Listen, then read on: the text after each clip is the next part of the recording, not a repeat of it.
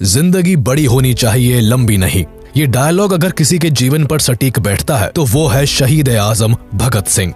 मात्र 23 साल की उम्र में भारत माता की जय का नारा लगाते हुए फांसी के फंदे पर झूलने वाले वीर भगत सिंह इतना शानदार जिए कि आज भी पूरी दुनिया उन्हें याद करती है। भगत सिंह भारत की आजादी के वो एक अहम किरदार हैं जिन्होंने मात्र 23 साल की उम्र में अपना किरदार निभाकर खुशी खुशी फांसी के फंदे को चूम लिया। लेकिन जाने से पहले उन्होंने हर एक भारतीय के अंदर अपने देश की आजादी के प्रति जोश और जुनून का जज्बा भर दिया। 23 मार्च 1931 ये वो दिन था जब भगत सिंह को फांसी दी जानी थी। पूरे भारत में भगत सिंह की फांसी रोकने को लेकर प्रदर्शन हो रहे थे। ब्रिटिशर्स घबराए हुए थे कि कहीं प्रदर्शनकारी हावी ना हो जाए और फांसी को टालना ना पड़े, और इस कारण भगत सिंह को कोर्ट के द्वारा तय की गई तारीख से पहले ही फांसी दे दी जाती है। भगत सिंह तो कुर्बान हो गए, लेकिन देश के हर युवा की आंखों में आजादी का सपना छोड़ गए। भगत सिंह ने एक बार कहा था कि मेरे खून का एक एक कतरा इंकलाब लाएगा, जो वाकई सच साबित हुआ। एक तरफ भगत सिंह को फांसी हुई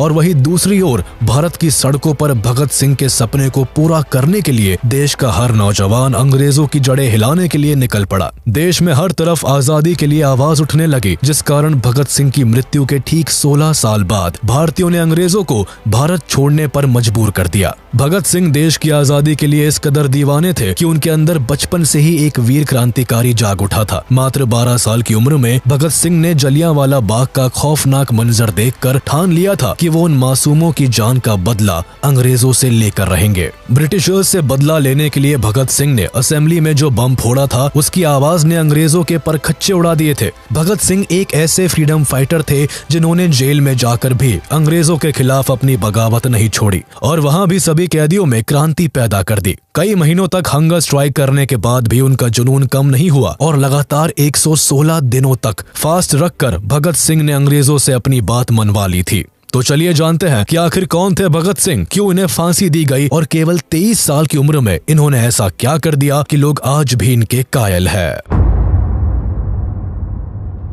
28 सितंबर 1907 ये वो दिन था जब भारत को अपना वीर सपूत मिला था। इस दिन बंगा नाम के गांव में भगत सिंह का जन्म हुआ था। ये गांव आज के समय में पाकिस्तान में आता है, लेकिन भारत के विभाजन से पहले ये ब्रिटिश इंडिया के पंजाब प्रोविंस के लायलपुर डिस्ट्रिक्ट में आता था। भगत सिंह का जन्म एक सिख फैमिली में हुआ था जो भारत की आजादी के लिए लड़ रही थी। अपने परिवार में भगत अपने माता पिता की दूसरी संतान थे। इनके पिता का नाम किशन सिंह संधू और माँ का नाम विद्यावती था। इनके जन्म के समय इनके पिता और अंकल अजीत सिंह पॉलिटिक्स में काफी एक्टिव थे और वक्त वक्त पर ब्रिटिशर्स के खिलाफ होने वाले मूवमेंट्स में भाग लिया करते थे। कैनाल कॉलोनाइजेशन बिल और गदर मूवमेंट में भी इनके पिता और अंकल ने बढ़ चढ़कर भाग लिया था, जिस कारण इनको जेल की हवा भी खानी पड़ी थी। इवन जब भगत सिंह का जन्म हुआ था तब भी इनके पिता और अंकल कैनाल कॉलोनाइजेशन बिल के खिलाफ होने वाले प्रदर्शन में भाग लेने के कारण जेल में थे। लेकिन भगत सिंह के जन्म के कुछ दिनों बाद ही दोनों को जेल से रिहा कर दिया गया, जिस कारण सभी लोग भगत सिंह को काफी लकी मानते थे और इसी वजह से शुरुआत में इनका नाम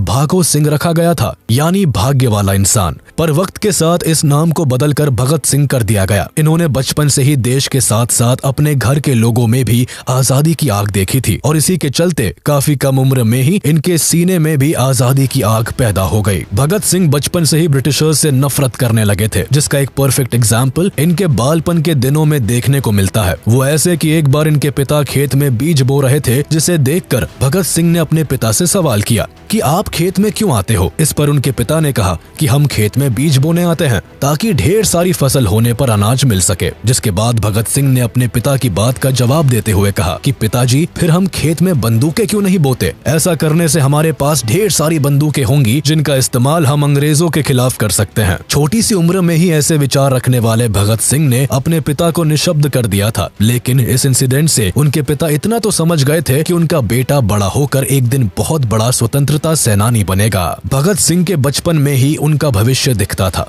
ये छोटी उम्र में भी ऐसे खेल खेलते थे जिनसे इनकी सोच का पता चलता था। खेल के तौर पर ये अपने दोस्तों को 2 गुटों में बांट दिया करते थे और एक को भारतीय और एक को अंग्रेज बनाया करते थे और दोनों को आपस में लड़वाया करते थे। बचपन से ही ये बड़े होकर इंडियन नेशनल मूवमेंट का पार्ट बनना चाहते थे, जिस कारण दिन दुनिया की खबरों पर भी इनकी नजरें काफी तेज हुआ करती थी। भगत सिंह पढ़ाई लिखाई में काफी अच्छे थे। इन्हें इंटेलिजेंट बच्चों की कतार में पहले नंबर पर खड़ा किया जाता था। इन्हें पढ़ने का काफी शौक था, जिस कारण इन्होंने अपनी 5वीं तक की पढ़ाई गांव में ही की। लेकिन जब स्कूल बदलने का समय आया तो इन्होंने लाहौर के ब्रिटिश हुकूमत वाले स्कूल में दाखिला लेने से साफ मना कर दिया। ये कभी भी ब्रिटिशर्स को किसी भी तरह से सपोर्ट नहीं करना चाहते थे, जिस कारण जिद करके इन्होंने दयानंद एंग्लो वैदिक हाई स्कूल में अपना एडमिशन करवा लिया।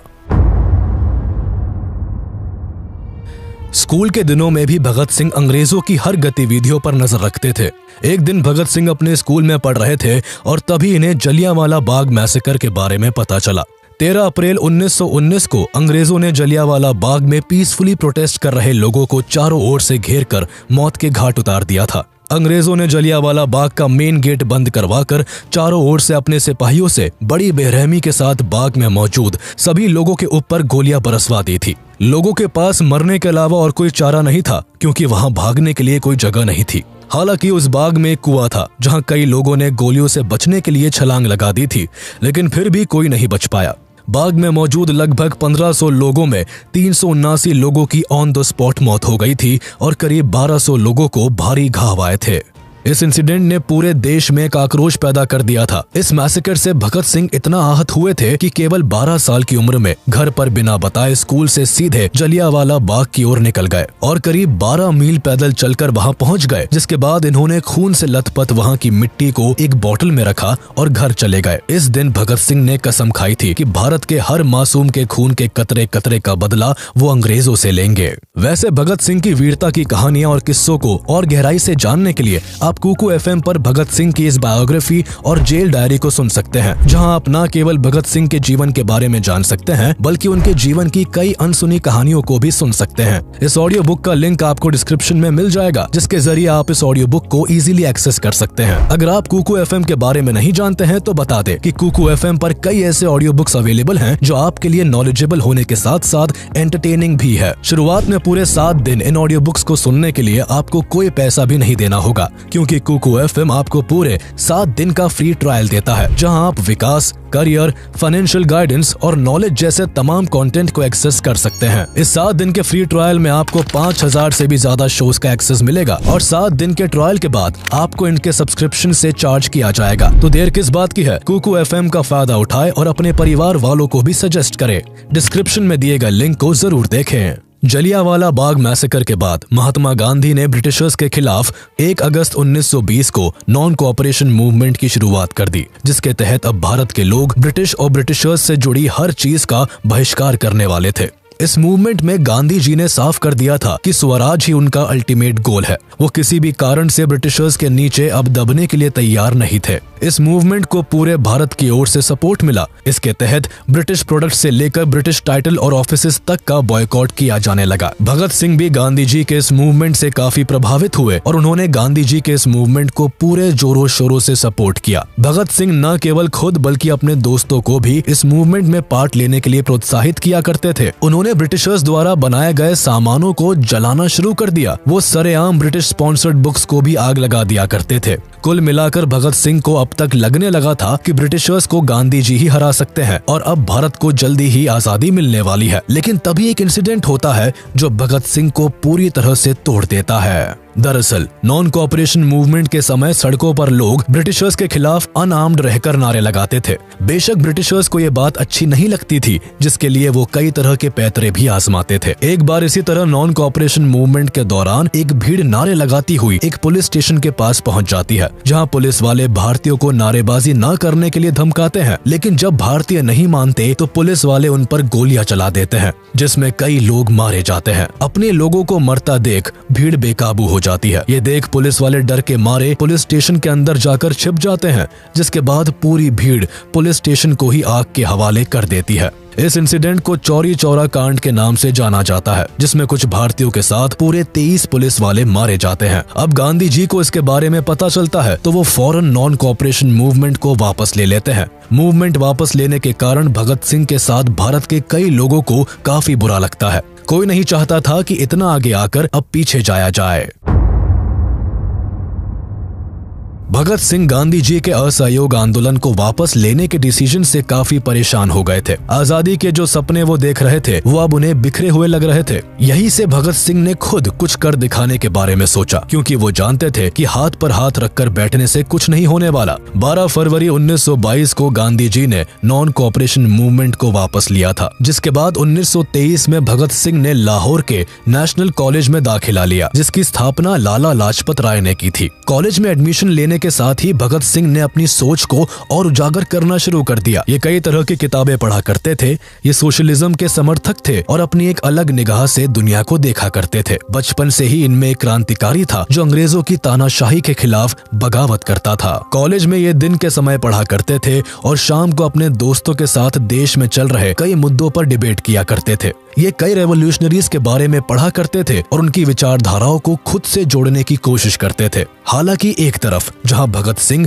देश के लिए खुद को समर्पित कर चुके थे, तो वहीं दूसरी ओर इनके घर पर इनकी शादी की बातें भी चलने लगी। लेकिन भगत सिंह का इस वक्त शादी में कोई इंटरेस्ट नहीं था। वो केवल और केवल अपने देश के लिए काम करना चाहते थे, जिस कारण उन्होंने अपने परिवार वालों से साफ कह दिया था कि अगर आजादी से पहले मेरी शादी होती है तो मौत ही मेरी दुल्हन होगी। ये सुनने के बाद भगत सिंह के माता पिता को बहुत ठेस पहुंची, लेकिन वो समझ चुके थे कि उनका बेटा अब देश की आजादी की राह पर निकल गया है। शादी वाले इंसिडेंट के बाद भगत सिंह ने अपना घर छोड़ दिया और वो कानपुर रहने के लिए चले आए। यहाँ भगत सिंह बंगाल रेवोल्यूशनरी पार्टी को ज्वाइन करने के लिए आए थे। लेकिन 1924 में जब भगत सिंह कानपुर आए तो उन्होंने राम प्रसाद बिस्मिल और सचिंद्र नाथ सान्याल के द्वारा बनाई गई हिंदुस्तान रिपब्लिकन एसोसिएशन को ज्वाइन कर लिया। इस एसोसिएशन के प्राइमरी ऑर्गेनाइजर चंद्रशेखर आजाद थे, जिनसे कुछ समय में ही भगत सिंह की काफी अच्छी बनने लगी थी। भगत सिंह काफी कम वक्त में ही आजाद के चहेते बन गए थे। कानपुर में ही भगत सिंह की गणेश शंकर विद्यार्थी से मुलाकात हुई, जो एक मशहूर पत्रकार और स्वतंत्रता सेनानी थे। गणेश शंकर ने भगत सिंह को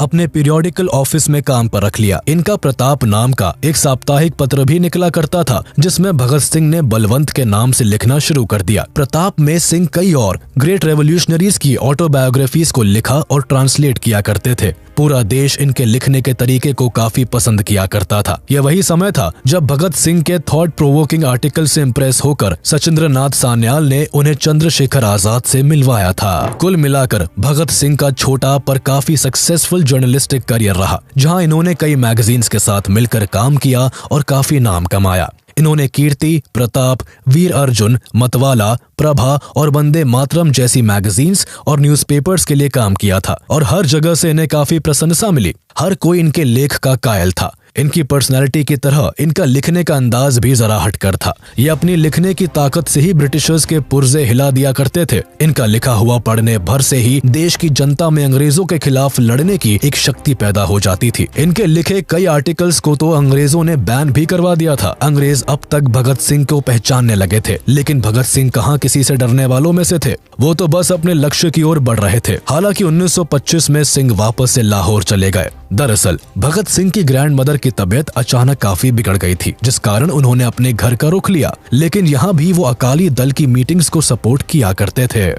हालांकि अभी तक भगत सिंह किसी ऐसी ऑर्गेनाइजेशन से नहीं जुड़े थे जो ब्रिटिशर्स के खिलाफ सख्त कदम उठाए या उनका बॉयकॉट करे, और इसी कारण मार्च 1926 में भगत सिंह और उनके कलीग्स ने एक यूथ ऑर्गेनाइजेशन की स्थापना की, जिसे नौजवान भारत सभा का नाम मिला। इस ऑर्गेनाइजेशन को ओरिजिनली लाहौर में एस्टैब्लिश किया गया था, लेकिन इसको अमृतसर से ऑर्गेनाइज किया जाता था। नौजवान भारत सभा का मेन एम भारत के यूथ्स को जगाना था। इस सभा की मदद से भगत सिंह पंजाब के यंग स्टूडेंट्स एंड वर्कर्स को नेशनलिस्ट एंड रेवोल्यूशनरी आइडियोलॉजीज की ओर बढ़ा रहे थे।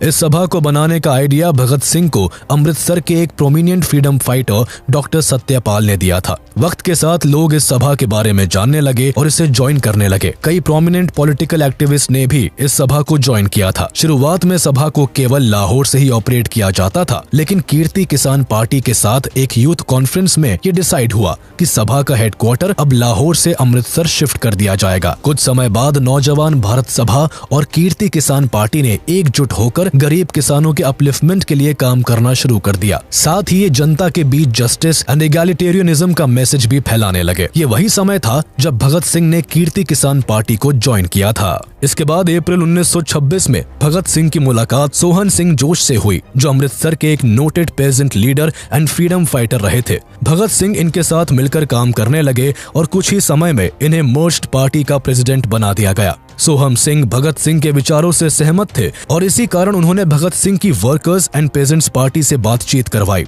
जो एक गुरुमुखी लैंग्वेज मंथली मैगजीन कीर्ति को पब्लिश करती थी। सिंह ने इस मैगजीन के लिए लिखना शुरू कर दिया और अगले 1 साल तक भगत सिंह जोश के साथ काम करते रहे, जिस दौरान इनकी सभा ने लोगों के बीच अपनी आइडियोलॉजी को फैलाने के लिए कई पैम्फलेट्स और ट्रैक्ट्स पब्लिश किए और कॉलोनियल गवर्नमेंट के अनजस्ट मेजर्स के खिलाफ डेमोन्स्ट्रेशंस ऑर्गेनाइज किए। भगत सिंह कीर्ति में एक से बढ़कर एक एंटी कॉलोनियल आर्टिकल्स लिखा करते थे, जिस कारण कुछ ही समय में भगत सिंह ब्रिटिशर्स की आंखों का कांटा बनने लगे। यही नहीं, भगत सिंह की आइडियोलॉजी और लेख से भारत के यूथ पर उनका काफी इन्फ्लुएंस पड़ने लगा, जो ब्रिटिशर्स के लिए एक बड़ी परेशानी बनने लगी थी। ब्रिटिशर्स कैसे भी करके भगत सिंह को रोकना चाहते थे, लेकिन इसके लिए उनके पास कोई रास्ता नहीं था। लेकिन हमेशा से छल कपट के सहारे अपना काम निकालने वाले ब्रिटिशर्स अपना रंग दिखाते हैं और 1927 में भगत सिंह को अरेस्ट कर लेते हैं। अरेस्ट के समय ब्रिटिशर्स 9 अगस्त 1925 को हुई काकोरी ट्रेन रॉबरी और अक्टूबर 1926 में हुए लाहौर बॉम्बिंग में भगत सिंह के शामिल होने का इल्जाम लगाते हैं। दरअसल काकोरी एक्शन को करवाने की जिम्मेदारी हिंदुस्तान रिपब्लिकन एसोसिएशन HRA लेता है और उस समय भगत सिंह भी इस ऑर्गेनाइजेशन के पार्ट थे, जिस कारण उन्हें अरेस्ट करना ब्रिटिशर्स के लिए आसान बन गया था। हालांकि काकोरी एक्शन की प्लानिंग एंड एग्जीक्यूशन करने का काम राम प्रसाद बिस्मिल, अशफाकुल्ला खान और चंद्रशेखर आजाद जैसे कई लीडर्स ने किया था। कुछ समय बाद काकोरी कॉन्स्पिरेसी ट्रायल में राम प्रसाद बिस्मिल सहित 4 लोगों को फांसी और 16 लोगों को आजीवन कारावास की सजा सुनाई गई थी। लेकिन ब्रिटिशर्स के पास भगत सिंह के खिलाफ ना कोई ठोस सबूत थे और ना ही कारण, जिस वजह से अरेस्ट के कुछ समय बाद ही भगत सिंह को 60,000 रुपए का भुगतान करने के बाद छोड़ दिया गया था। जेल से रिहा होने के बाद भगत सिंह ने एक बार फिर चंद्रशेखर आजाद से मुलाकात की। दरअसल काकोरी एक्शन में चंद्रशेखर आजाद ब्रिटिशर्स की पकड़ से भागने में सफल रहे थे, लेकिन अब उनके पास कुछ नहीं बचा था, क्योंकि काकोरी एक्शन में HRA के कई बड़े लीडर्स अरेस्ट हो गए थे और HRA बुरी तरह से बिखर गई थी। पर भगत सिंह ने आजाद को एक नई उम्मीद दी और दोनों ने मिलकर HRA को एक बार फिर नए सिरे से शुरू करने के लिए जी जान लगा दी। HRA के रिफॉर्मेशन के लिए सितंबर 1928 में दिल्ली के फिरोज शाह कोटला में एक सीक्रेट मीटिंग हुई, जिसमें बंगाल, बिहार और पंजाब के रेवोल्यूशनरी ने भाग लिया, जिसके बाद फाइनली HSRA यानी हिंदुस्तान सोशलिस्ट रिपब्लिकन एसोसिएशन की फॉर्मेशन हुई। इस एसोसिएशन पर भगत सिंह का काफी ज्यादा इन्फ्लुएंस था, जिस कारण एसोसिएशन से जुड़े सभी मेंबर्स एंटी ब्रिटिश थे।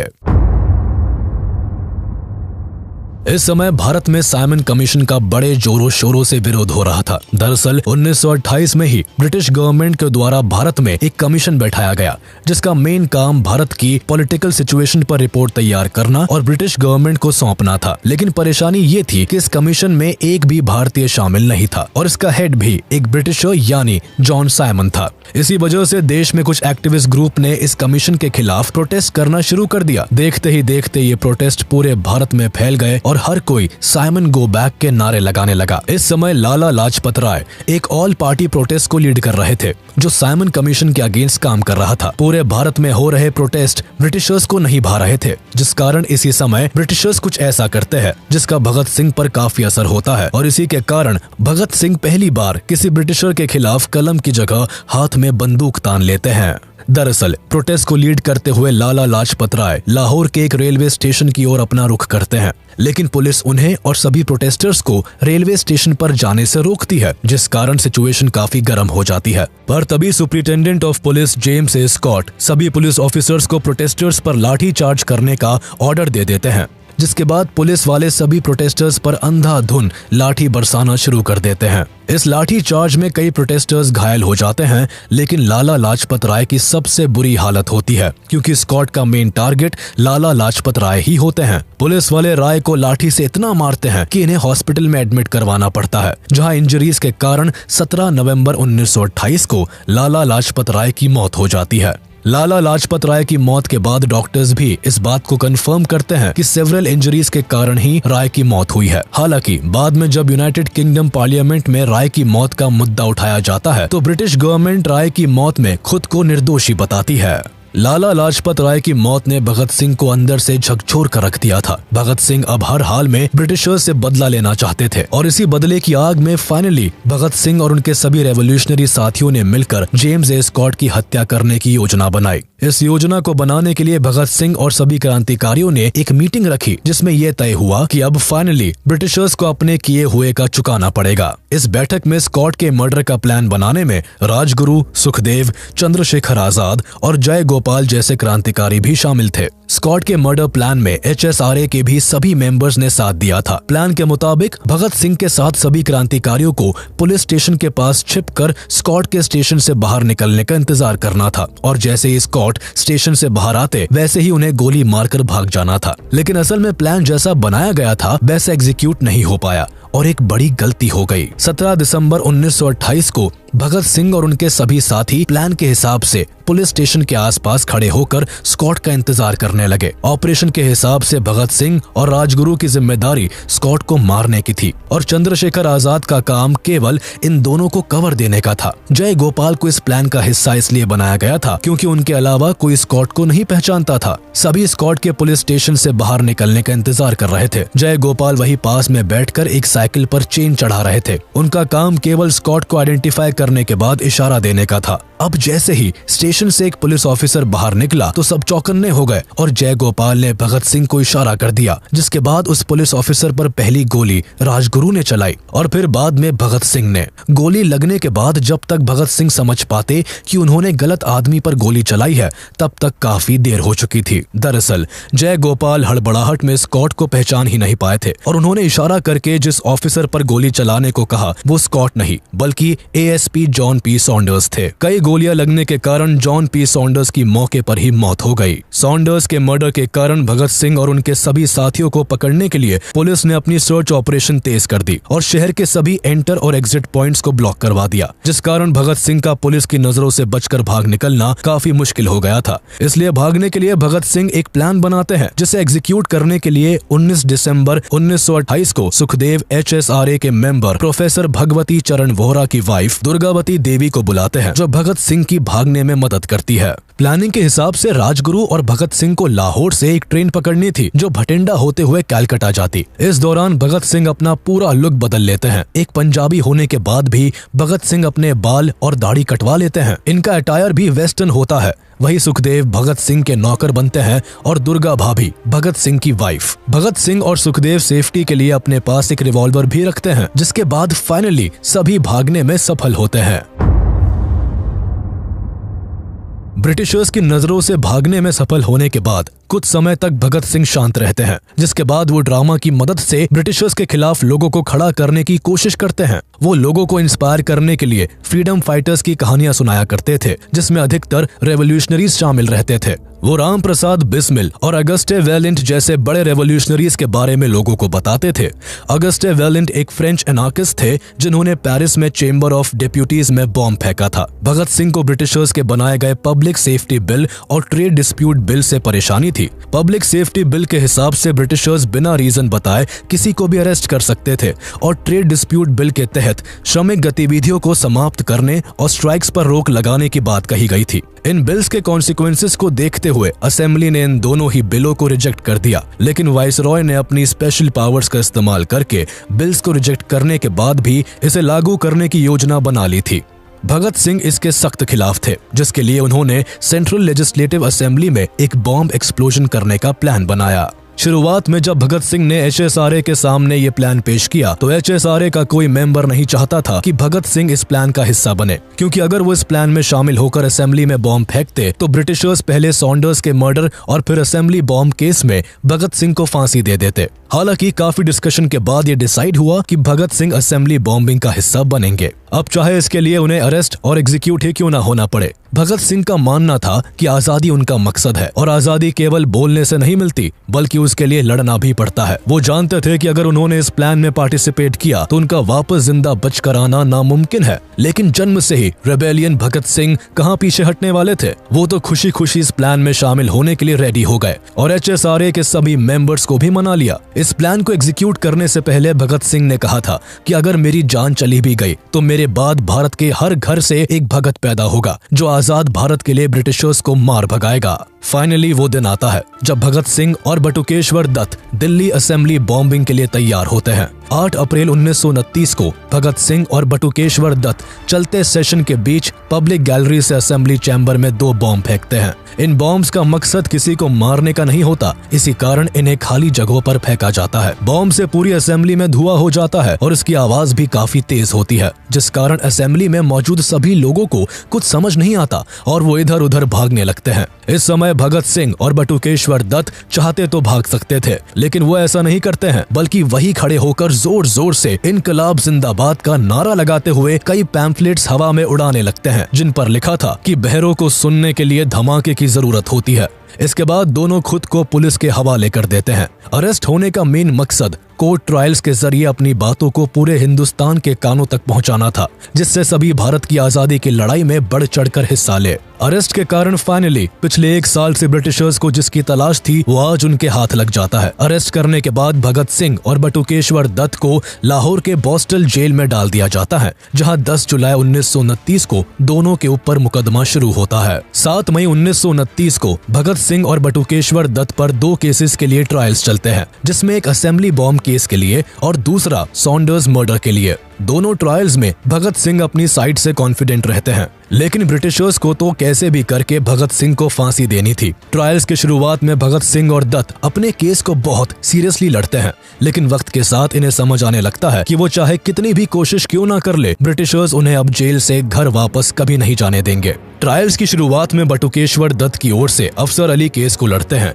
तो वही भगत सिंह अपना केस खुद लड़ने का फैसला लेते हैं। भगत सिंह स्टार्टिंग से ही अपना स्टैंड क्लियर करते हुए चलते हैं। वो रेवोल्यूशनरीज के बारे में कहते हैं कि जब अग्रेसिवली तरीके से फोर्स का इस्तेमाल किया जाता है तो वो वायलेंस और अनजस्टिफाइबल कहलाता है, लेकिन जब किसी लेजिटिमेट कॉज को आगे बढ़ाने के लिए इसका इस्तेमाल किया जाता है तो इसका अपना मॉरल जस्टिफिकेशन होता है। ब्रिटिशर्स के खिलाफ भगत सिंह के रवैये को देखते हुए अंग्रेज वही करते हैं जो उनसे एक्सपेक्टेड था। कोर्ट किसी भी सूरत में रेवोल्यूशनरीज के द्वारा किए गए कामों को सही नहीं बताती और मैलिशियस एंड अनलॉफुल इंटेंट का हवाला देते हुए भगत सिंह और दत्त को गलत ठहराती है।